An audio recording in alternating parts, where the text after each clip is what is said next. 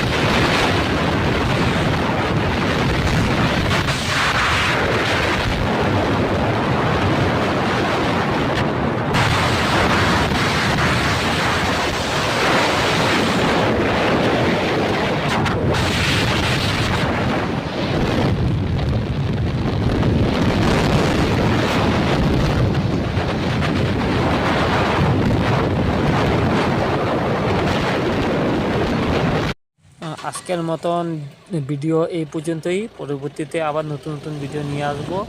সবাইকে জানাচ্ছি thank you.